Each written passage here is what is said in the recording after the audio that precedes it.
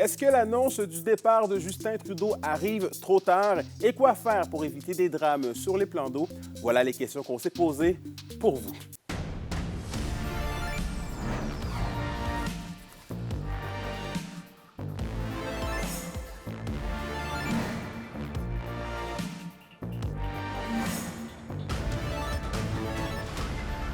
Ici Anthony Dallaire et très content de vous retrouver en ce début d'année 2025. Bref, voici vos informations. Voilà, c'est chose faite. Après plusieurs mois de crise, Justin Trudeau démissionne de son poste de chef du Parti libéral du Canada. Rappelons que la grogne au sein de son propre parti se faisait de plus en plus ressentir. Le député bloquiste de la région a réagi. Voici ses commentaires. Donc, M. le maire, on a appris ce matin le départ de Justin Trudeau de la chefferie du Parti libéral du Canada. C'est quoi vos réactions par rapport à ça? Bien, il a enfin pris la bonne décision, une décision qu'il prend beaucoup trop tard, parce que le fait de la prendre aussi tard amène le Canada dans une situation absolument chaotique. On le voit face à l'arrivée de Donald Trump, qui va prendre le pouvoir le 20 janvier prochain. On le voit par rapport à tellement de projets de loi et de mesures qui tombent en ce moment, parce que l'annonce d'aujourd'hui, c'est la prorogation du Parlement, donc on ne retournera pas en Chambre avant le 24 mars, et tous les projets de loi tombent. Et ça, c'est probablement ce qui est le plus dramatique dans la situation. Des projets comme la gestion de l'offre qui se sont fait niaiser au Sénat par des sénateurs non élus pendant 1 an et demi meurent au feuilleton. Tout le processus est à recommencer. Même chose pour bonifier le revenu des aînés. Donc, pour moi, le vrai drame aujourd'hui, c'est ces éléments-là. Et vous parlez de chaos, parce qu'il faut le dire, Justin Trudeau demeure quand même premier ministre jusqu'à temps que le parti trouve un nouveau chef. Est-ce que dans le contexte, il aurait dû simplement quitter, quitte à justement déclencher de nouvelles élections pour repartir en fait le processus? Bien, à mon sens, je pense qu'il va juste simplement assurer la fonction administrative du rôle de premier ministre, c'est-à-dire parfois d'autoriser des décisions ou autres. Dans les circonstances, ça lui appartient. Reste que je pense que le message est très clair de la part des Canadiens, des membres de son parti également. Il devait quitter et le prochain message, c'est que ça prend des élections parce que son étoile est complètement morte, terne, et c'est celle du Parti libéral aussi. C'est son bilan de près de 10 ans comme premier ministre dont on retiendra quoi ultimement? La question se pose, la légalisation du pot. Après ça, c'est un déficit monstre de 62 milliards pour l'année dernière. On était déjà à 50 milliards de dépenses supplémentaires de déficit cette année. C'est ce qui est annoncé dans l'énoncé budgétaire. Donc, qu'est-ce qu'on va retenir réellement de la gouvernance comme premier ministre de Justin Trudeau? Je pense bien des mots. Puis on entend qu'il y a beaucoup de rapports qui doivent être faits sur des dépenses dans un contexte COVID et autres qui sont absolument catastrophiques pour l'économie canadienne. Et en terminant, là, on a un peu mentionné d'entrée de jeu, mais reste quand même que la question se pose. C'est quoi peut-être, là, selon vous, c'est quoi l'horizon pour vous? Là? Parce que je veux pas, la Chambre est prorogée jusqu'au 24 mars. Il va falloir avoir une course à la chefferie. Donc, plusieurs choses qui font en sorte que la Chambre ne bouge pas vraiment. Je veux dire, est-ce que vous avez peur qu'on perde de yeux certains objectifs que vous étiez fixés autant pour les régions que pour le Québec, en fait? Pour moi, ça va être une occasion de prendre du temps dans la région, de faire le tour des gens, d'aller sur le terrain. C'est un peu comme un mode été, hein? Il y a des vacances peut-être rapidement, mais dans le contexte, elles viennent d'être prises. Là, fait que c'est de faire le tour de la région.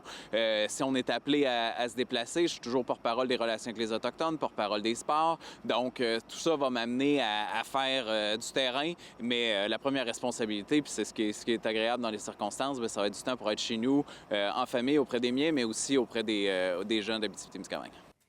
Changeons complètement de sujet maintenant, avec les variations de température de l'hiver pouvant passer de moins 20 degrés Celsius à plus 10 degrés Celsius en quelques jours. La saison de motoneige 2025 est pour l'instant rocambolesque. Ajoutons à cela 2 décès tragiques survenus durant le temps des fêtes. Alexis Dumont fait le point. 2 motoneigistes ont tragiquement perdu la vie durant le temps des fêtes. Alors qu'un homme de 70 ans a perdu la vie dimanche à Valparadis, au nord de la Sarre, après que son engin ait entré en collision avec un garde-fou, un autre homme, lui âgé de 43 ans, est décédé la semaine dernière alors que sa motoneige a sombré dans les eaux de la rivière Aricana à Amos. C'est toujours désolant d'entendre qu'il y a des gens qui sont décédés en motoneige. Chaque fois qu'on voit qu'il y a un décès en lien avec un sport qu'on aime tant, le cœur nous arrête un peu. C'est toujours désolant de voir des incidents comme ça qui arrivent. 2 tragédies survenues en plein début de saison et à un moment où la température varie en haut et en bas de la barre du 0 degré. Beaucoup de zones humides qui n'est pas gelée encore. on défonce avec les machines. Fait que c'est pas évident de remplir, puis il n'y a pas beaucoup de neige pour remplir les trous. Donc, c'est là où on en est présentement, puis on espère que le froid va rester, puis qu'on va être capable de continuer à ouvrir les sentiers, puis à avoir de la neige pour surfacer, pour que ce soit beau, là. On est à peu près à la même place qu'on était il y a 3 semaines, là, quand on est sorti la première fois. Fait que là, on espère que ça va rester gelé. Plusieurs consignes de sécurité sont recommandées lors de randonnées en motoneige. C'est vraiment de circuler avec prudence, respecter la signalisation. Puis si jamais on voit des rubans sur les côtés dans le sentier, ben, c'est de faire attention, ralentir, ça indique des dangers. Fait que c'est juste d'y aller prudemment. Il faut vraiment pas prendre de chance, aller dans un sentier balisé, rester dans un sentier balisé, puis la même chose les cours d'eau. Nous, on va sonder la glace, on vérifie la glace à différents niveaux, on met des baguettes, on balise, donc si on reste dans les balises, on devrait être correct. Les contrevenants aux règles peuvent d'ailleurs recevoir des contraventions. Il y a plusieurs opérations qui se font en sentier. Oui, vous pouvez avoir des amendes pour les vitesses excessives et effectivement pour s'il vous manque des équipements sur votre motoneige et si vous n'avez pas votre casque de protection, vous pouvez également y avoir une amende. L'arrivée des températures froides dans les prochains jours devrait certainement aider les pistes pour les motoneigistes. Alexis Dumont, RNC Nouvelles. Et au culturel, parlons à nouveau de départ, puisque le Festival de musique émergente de la Abitibi-Témiscamingue devra se trouver une nouvelle personne à la direction générale. Marie-Luce Doré, qui occupait cette fonction depuis 2023, quitte la tête de l'événement après avoir piloté 2 éditions. Celle qui est originaire d'Abitibi-Ouest confirme qu'elle relèvera de nouveaux défis pour une meilleure conciliation travail-famille. Marie-Luce Doré reste en fonction jusqu'à ce vendredi afin d'assurer une transition harmonieuse avec le conseil d'administration. Je pense que ce que j'ai apporté, c'est vraiment de la joie, de la bonne humeur. Moi, je suis quelqu'un qui travaille vraiment en s'amusant, avec beaucoup d'amour pour mes équipes. Puis je suis une maman un peu, là. Fait que je pense que c'est ça qui a été. Je pense que dans l'équipe, c'est ça que je vais avoir laissé. Puis j'espère que ça va rester, que l'équipe va rester soudée. Et au sport, grosse fin de semaine d'action pour nos 2 équipes de la région. D'abord, les Huskies reviennent d'un week-end de 3 matchs sur les patinoires adverses avec une fiche positive. La Meute était d'abord en action vendredi dans une série de 2 matchs contre les Remparts de Québec. Malgré une nette domination des hommes de Steve Hartley, ces derniers ont dû s'avouer vaincus 4-2. Les Huskies ont toutefois eu le dessus 4-0 le lendemain. La troupe rouyn-norandine s'est ensuite dirigée du côté de Rimouski pour y affronter l'Océanique. Dans un match digne de série éliminatoire, les Huskies ont réussi à avoir le dernier mot en tir de barrage et ont conclu la rencontre avec une victoire de 5-4. Et les Foreurs, maintenant, eux, débutent l'année en force et reviennent dans la région avec un sans faute. Le Varéor a commencé son périple de 2 matchs en 2 soirs du côté du centre Slush Poppy pour y affronter les Olympiques. Ces derniers n'ont jamais regardé en arrière et ont offert une performance convaincante pour repartir de Gatineau avec un gain de 3-1.